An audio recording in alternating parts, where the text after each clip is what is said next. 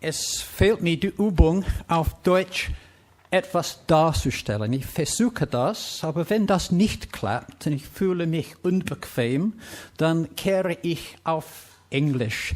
Aber ich habe den PowerPoint auf Deutsch vorbereitet und ich versuche das auf Deutsch darzustellen. So meine Frage ist Demokratie noch die denkbar beste politische Hülle des Kapitalismus?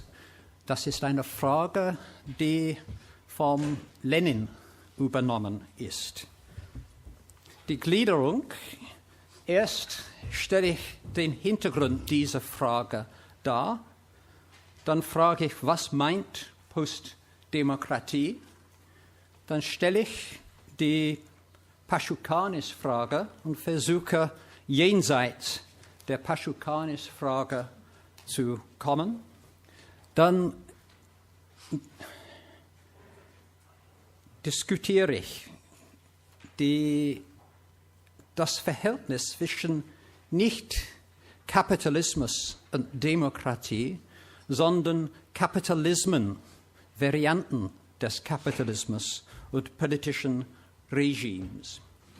Dann stelle ich den umfassenden Widerspruch der bürgerlichen Demokratie, unterscheide zwischen normalen kapitalistischen Staaten und Ausnahmeregimes. Ganz kurz stelle ich die Frankfurter Schule staatsmonopolistischer Kapitalismus und autoritären Etatismus dar. Wenn es Zeit gibt, diskutiere den kapitalistischen Staatstyp und den Unterschied zwischen diesen und Staat in bürgerlicher Gesellschaften. Kehre ich wiederum zur Frage der Postdemokratie und es gibt dann Schlussbemerkungen. Erst dann der Hintergrund dieser Frage. Die Demokratische Republik ist die denkbar beste politische Hülle des Kapitalismus und daher begründet das Kapital, nachdem es durch die Palczynski, Tschernov, Serratelli und Co. von dieser besten Hülle Besitz ergriffen hat, seine Macht derart zuverlässig, derart sicher, dass kein Wechsel weder der Personen noch der Institutionen noch der Parteien der bürgerlich-demokratischen Republik diese Macht erschüttern kann. Lenin in Staat und Revolution. Viel später Perry Anderson in einem Aufsatz über Gramsci die allgemeine Form des repräsentativen Zustands, die bürgerliche Demokratie selbst ist der wichtigste ideologische Dreh- und Angelpunkt des westlichen Kapitalismus. Die Existenz des parlamentarischen Staates stellt somit den formellen Rahmen für alle anderen ideologischen Mechanismen der herrschenden Klasse. Er bietet den allgemeinen Code, in dem jede spezifische Botschaft an andere Stelle übertragen werden kann. Das ist der Hintergrund. Was meint dann Postdemokratie? Diese ist ein kurzer Zitat aus der deutschen Fassung des Buch von Crouch. Der Begriff bezeichnet ein Gemeinwesen, in dem zwar nach wie vor Wahlen abgehalten werden. Wahlen, die sogar dazu führen, dass Regierungen ihren Abschied nehmen müssen, in dem allerdings konkurrierende Teams, professionelle PR-Experten die öffentliche Debatte während der Wahlkämpfe so stark kontrollieren, dass sie zu einem reinen Spektakel verkommt, bei dem man nur über eine Reihe von Problemen diskutiert, die die Experten zuvor ausgewählt haben. Die Mehrheit der Bürger spielt dabei eine passive, schweigende, ja sogar apathische Rolle. Sie reagieren nur auf die Signale, die man ihnen gibt. Im Schatten dieser politischen Inszenierung wird die reale Politik hinter verschlossenen Türen gemacht, von gewählten Regierungen und Eliten, die vor allem die Interessen der Wirtschaft vertreten. Was Lenin schon gesagt hat. Die Postdemokratie, die denkbar beste Hülle des Kapitalismus scheint. Aber ist das richtig der Fall oder nicht? Die Paschukanis-Frage. Hinter allen diesen Kontroversen verbirgt sich ein und dieselbe grundlegende Frage. Warum bleibt die Klassenherrschaft nicht das, was sie ist, das heißt die faktische Unterwerfung eines Teiles der Bevölkerung unter die andere? Warum nimmt sie die Form einer offiziellen staatlichen Herrschaft an? Oder, was dasselbe ist, warum wird das Apparat des staatlichen Zwanges nicht als privater Apparat der herrschenden Klasse geschaffen? Warum spaltet er sich von der letzteren ab und nimmt die Form eines unpersönlichen, von der Gesellschaft losgelösten Apparats der öffentlichen Macht an? Allgemeine Rechtslehre und Marxismus. Kann man Paschukanis akzeptieren oder nicht? Ich schlage es vor, dass es nicht ganz richtig sei. Paschukanis leiten den Rechtsstaat als durch formellen Korrespondenz zwischen den wahren und Rechtsformen ab. Seine Analyse bezieht sich auf die einfache Warenzirkulation, nicht auf die kapitalistische Produktionsweise, die die Warenform zur Arbeitskraft verallgemeinert und die Mehrwert fast unsichtbar durch den Austausch eineignet. Hier ein Quote-Zitat von Marx, Kapitel 3, die spezifische ökonomische Form, in der der unbezahlte Mehrarbeit aus den unmittelbaren Produzenten ausgepumpt wird, bestimmt das Herrschafts- und Knechtschaftverhältnis. Wenn, und es ist ein Zitat von Stanley Moore, 1957, wenn Ausbeutung die Form von Austausch nimmt, tendiert Diktatur dazu, die Form von Demokratie einzunehmen. Die Frage dann ist das haltbar oder nicht? Und wenn der Kapitalismus sich ändert, ändert sich auch die demokratische Form von Diktatur. Und für mich ist es wichtig zu sagen, fragen, was ist die formelle Korrespondenz zwischen Kapitalismus und Demokratie? Und hier bezüge ich mich zum Weber, nicht zum Marx. Wir haben hier eine Tabelle von Weber, Wirtschaft und Gesellschaft, wo er verschiedene Arten von oder Richtungen von kapitalistischer Orientierung des Erwerbs. Wir haben rationale Orientierung, Handel bei freiem und Abtausch Güter, Handel bei freiem Ein- und Abtausch, Trade in Free Markets, Güterbeschaffungsbetrieben mit Kapitalrechnung. Aber es gibt andere Arten von kapitalistischer Orientierung des Erwerbs. Ein zweiter Modus von rationalen Kapitalismus, Handel und Spekulation in Geldsorten, Übernehmung von Zahlungsleistungen, Schaffung von Zahlungsmitteln, Kredit und so weiter. Dann 3 Arten, Modi, von politischer Orientierung, Beuteerwerb von politischer oder politisch orientierter Verbände, Personen, zum Beispiel Finanzieren von Parteiführer, Krieg, Revolution, Erwerbskraft gewaltsamer durch die politische Gewalt garantierte Herrschaft, außerordentliche Lieferung politischer Verbände. Ich habe hier das Deutsch gegeben, aber ich habe zum ersten Mal diese Figur in Richard Swedberg, Economic Sociology of Weber, gefunden. Und er hat diese außerordentliche Lieferungen politischer Verbände als unusual deals with political authority übersetzt.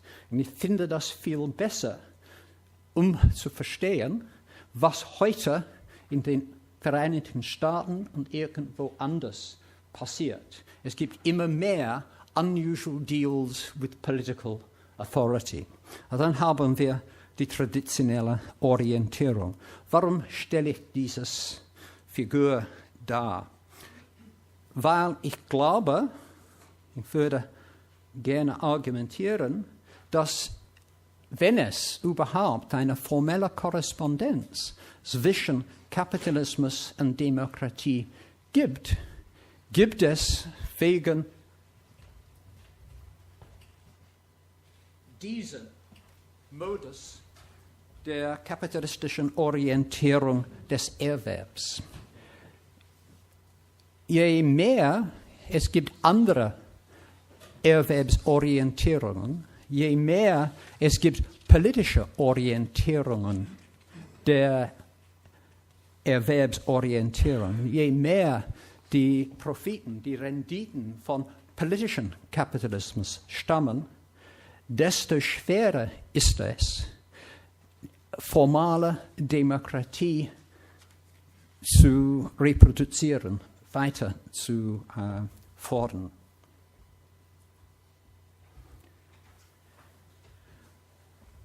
Zum liberalen bürgerlichen Demokratie zurück. Diese Regierungsform ist der formal adäquat, nicht notwendigerweise materiell adäquat oder substantiv adäquat, der formal adäquat Typ des kapitalistischen Staates für den vom Handel in freien Märkten und kapitalistischen Warenproduktion dominierten Volkswirtschaften. Das heißt nicht für alle Arten von Kapitalismen, nicht für alle Varianten. Nicht alle kapitalistischen Staaten sind sogar formal demokratisch. Einmal entstanden sind demokratische Verkehrungen möglich. Politik kann materiell inadäquat für die erweiterte Reproduktion des rationalen Kapitalismus und ihre äußerökonomischen Voraussetzungen wirken. Und nicht alle Marktwirtschaften basieren sich primär auf diesen beiden rationalen Erwerbsorientierungen. Finanzkapitalismus wird wichtiger, immer wichtiger, und es wird auch relativ autonomer. Früher wirkt Finanzkapital primär als Intermediation zwischen Produktion, Distribution und so weiter. Aber heutzutage gibt es immer autonome Circuits von Finanzkapital, die nicht direkt mit industriellen Produktion gebunden sind.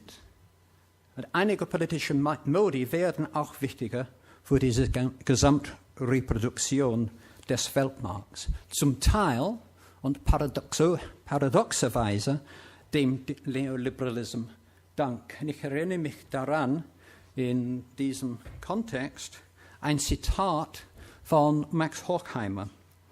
Wer aber von Kapitalismus nicht reden will, sollte auch von Faschismus schweigen. Ich denke nicht natürlich, dass Faschismus und Postdemokratie sehr ähnlich sind. Aber ich würde vorschlagen, dass man kann auch sagen, wer aber vom Neoliberalismus nicht reden will, sollte auch von der Postdemokratie schweigen. Ich glaube, dass es ein ganz enges Verhältnis zwischen Neoliberalismus, Finanzkapitalismus Kapitalismus und Postdemokratie sind. Und ich versuche, das weiter zu begründen. Warum dann gibt es oder gäbe es einen potenziellen Widerspruch zwischen Neoliberalismus, Finanzkapitalismus und Demokratie? Ich kehre mich noch einmal zurück zu den Klassikern. Der umfassende Widerspruch. Die Klassen, deren gesellschaftliche Sklaverei sie verewigen soll, Proletariat, Bauern, Kleinbürger, setze sie durch das allgemeine Stimmrecht in den Besitz der politischen Macht. Und der Klasse, deren alte gesellschaftliche Macht sie sanktionierte, die Bourgeoisie, entzieht sie die politischen Garantien dieser Macht. Sie zwängt ihre politische Herrschaft in demokratische Bedingungen, die jeden Augenblick den feindlichen Klassen zum Sieg verhelfen und die Grundlagen der bürgerlichen Gesellschaft selbst in Frage stellen. Von den einen verlangt sie, dass sie von der politischen Emanzipation nicht zu sozialen fort, von den anderen, dass sie von der sozialen Restauration nicht zu politischen zurückgehen. Und ich meine, dass diesen umfassenden Widerspruch ein Leitfaden ist, um heutzutage gegenwärtigen Widersprüche innerhalb Demokratie bzw. Postdemokratie ist. Es gibt immer diesen umfassenden Widerspruch. Wie das läuft, wie das entwickelt, hängt von den spezifischen politischen, ökonomischen Bedingungen ab. Aber dieser Widerspruch ist unvermeidbar, glaube ich. Unavoidable, nicht wahr? Was bedeutet dann, dass die bürgerliche Demokratie die denkbar beste politische Hülle des Kapitalismus sei? Weil, wenn es politische Demokratie gibt, gibt es eine scharfe Trennung zwischen zwei Arten von Klassenkämpfen. Einerseits wirtschaftliche Kämpfe, andererseits politische Kämpfe. Die eine, die wirtschaftliche, finden normalerweise innerhalb der Marktlogik statt. Das heißt, die kämpfen um Löhne, Stunden, Arbeitsbedingungen, Preise und so weiter und können nicht außerhalb dieser Marktlogik treten. Gestern Abend, I switched to English just for one moment. Last night, Anton Palinka was saying, when I look at the relationship between North Rhine-Westphalia and China, and I see a firm transferring its investments from North Rhine-Westphalia to China, should I be sympathetic to the workers in North Rhine-Westphalia, or should I be sympathetic to the workers in China? Should I identify with the losers or with the winners? If you pose that question, you're thinking directly within the framework of the logic of the market, inside an economic corporate Denkweise, because then you're simply saying, who are the losers, who are the winners inside this particular logic of the market. The correct question is, do we want to be subordinate to the logic of the market, not how do we want to distribute the gains and the losses within the framework of the logic of the market.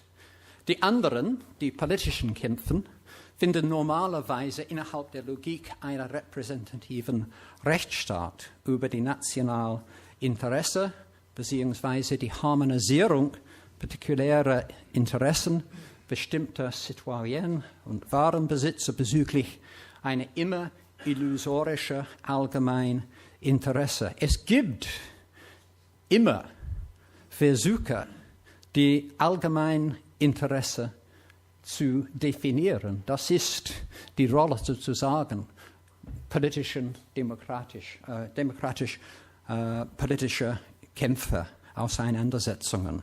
Aber dieser allgemeine Interesse ist notwendigerweise immer illusorisch. Es ist unmöglich, ein allgemeines Interesse, die umfassend alle Interessen ist. Es gibt immer Kompromisse, immer Exklusionen und so weiter. Das ist auch etwas in einem anderen Kontext, das man mit Bezug auf Gramsci diskutieren könnte. Klasse ist abwesend als explizites Herrschaftsprinzip.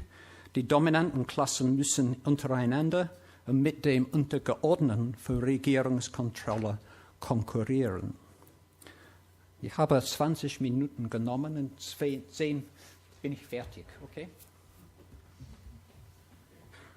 Ich wollte jetzt einen wichtigen Unterschied zwischen normalen Staat und Ausnahmeregimes. Eine kurze Bemerkung.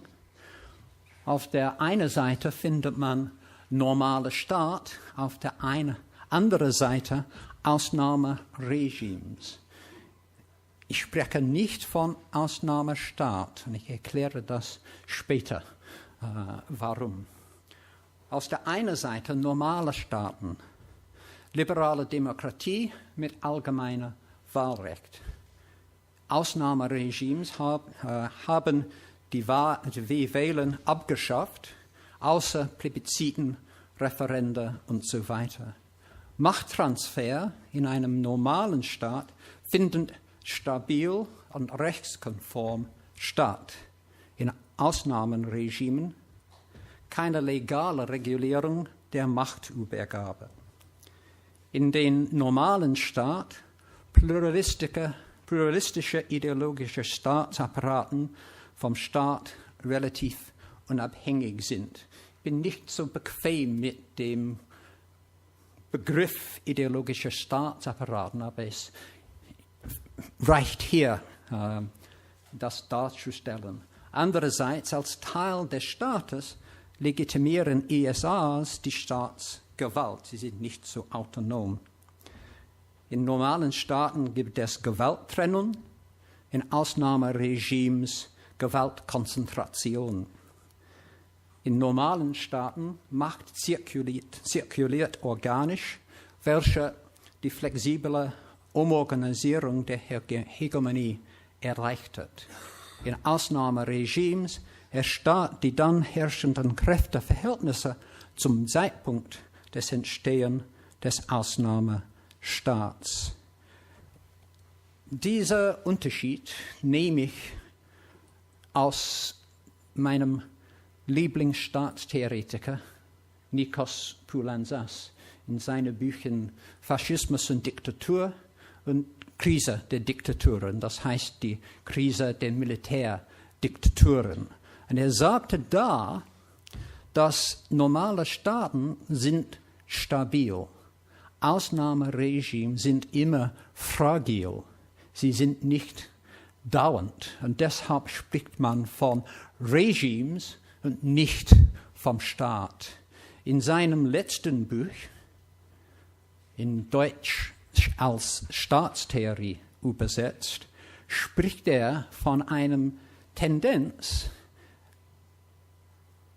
Ausnahmeregimes Merkmale zu stabilisieren und innerhalb einen normalen Staat zu integrieren. Ich komme zu seiner These kurz zurück. This is a very quick table distinguishing between military dictatorships and fascist regimes. It's in English, I'm not going to present it. Es gibt einen Rohentwurf von meinem PowerPoint schon am what would you call that? The homepage of the conference.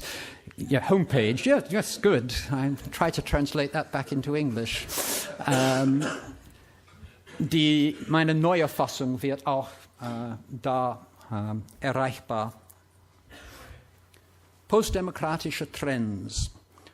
Wenn man den Colin Crouch liest, könnte man das glauben, dass die Postdemokratie etwas neu ist. Als Staatstheoretiker glaube ich das überhaupt nicht. Es gibt immer wegen den umfassenden Widerspruch innerhalb bürgerlichen Demokratie demokratische Trends. Und man sieht das vom Anfang an. Ich gebe nur 4 Beispiele dafür, aber ich will diese nicht in Detail darstellen. Ich habe auch eine deutsche Fassung meiner Vorlesung vorbereitet. Aber meine deutschen Studenten, die mir diesen Vortrag übersetzen geholfen haben, sagte mir später, Bob, you're quite good at German, but your German's not that good that you could make a convincing presentation to a critical audience. Please present your remarks in English. So I always follow the advice of my students and decided I would make a presentation in English, but when I heard Colin Crouch speaking last night, I thought, if he can do it, damn, I can do it too. We love a challenge. So, this is my response to the challenge from yesterday, rather than the advice from my students. Postdemokratische Trends. Erste Generation Frankfurter Schüler. Zum Beispiel Neumann hat viel über autoritären Staaten und autoritären Kapitalismus geschrieben. Zweite Generation Frankfurter Schüler, Jürgen Habermas, 1962, seine Habilitationsschrift zum öffentlichen Schwer schon von Postdemokratie spricht, ohne das Wort zu benutzen.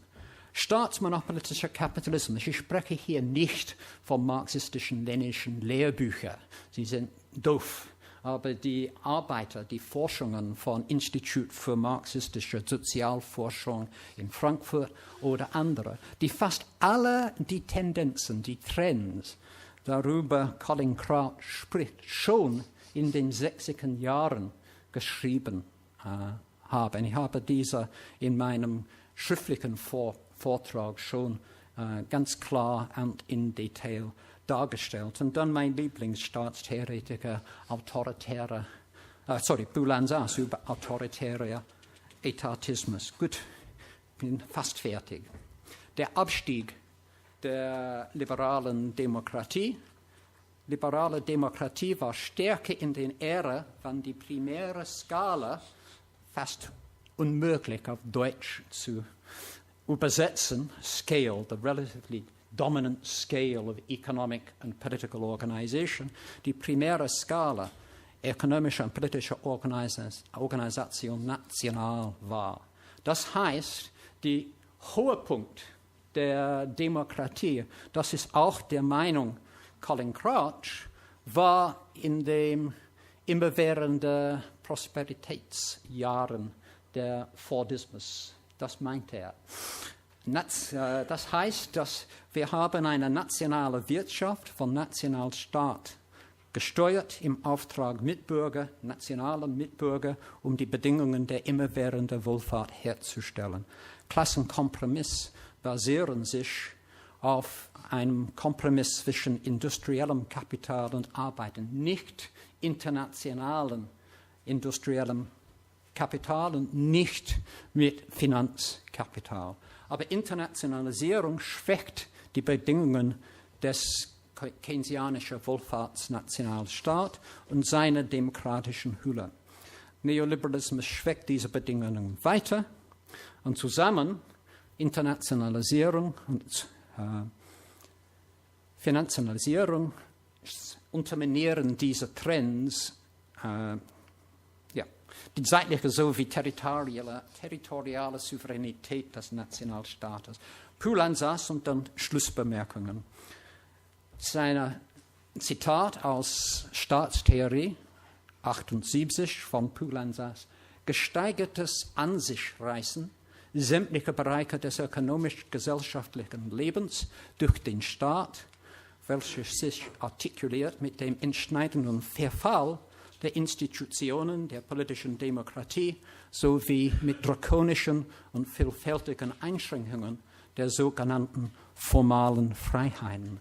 4 zentrale Momente dieser Aufstieg des autoritären Etatismus, die Übertragung der Macht der Legislative auf die Exekutive, die Fusion von Legislative, Exekutive und Judikative, begleitet von einem Schwinden der Rechtsstaatlichkeit, die Bedeutungsverlust von politischen Parteien in ihrer Vermittlungsfunktion zwischen Bevölkerung und Verwaltung und als wichtige Kraft bei der Organisation von Hegemonie, das Wachstum paralleler Machtnetzwerke, die die formale Organisation des Staates durchführen und Staatstätigkeiten besetzen.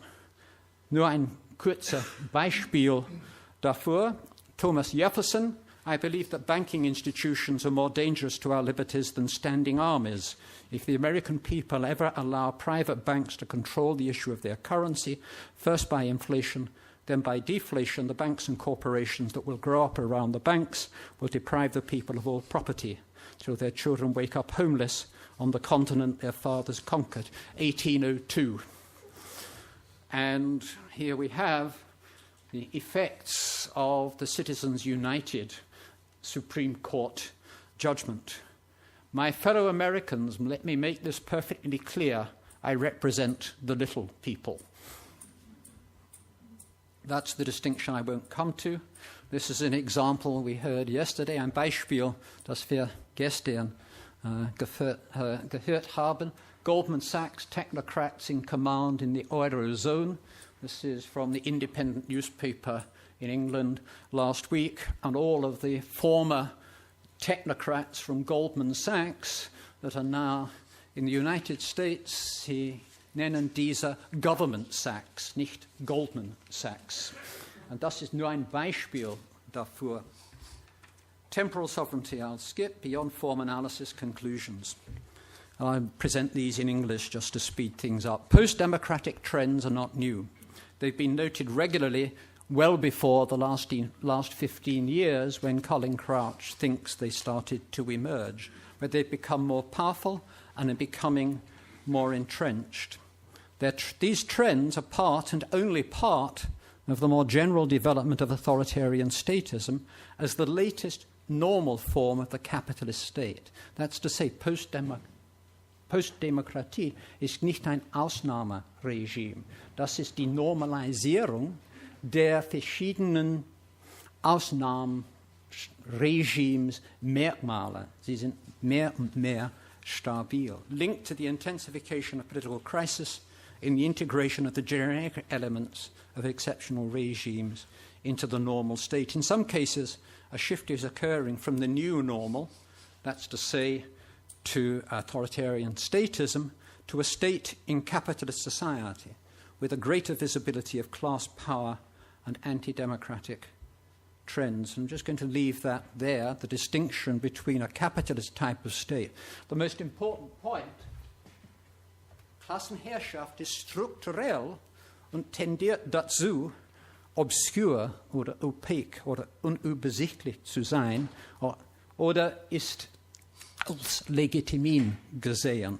Und innerhalb ein Staat in kapitalistischen Gesellschaft, Klassenherrschaft ist kontingent, nicht strukturell, entweder offen, instrumentell oder sozial vermittelt. Und ich würde sagen, dass in den Vereinigten Staaten zum Beispiel, wir sehen nicht mehr einen normalen kapitalistischen Staatstyp, wo Klassenpower strukturell und unsichtbar ist. Es ist ganz offen, was da passiert.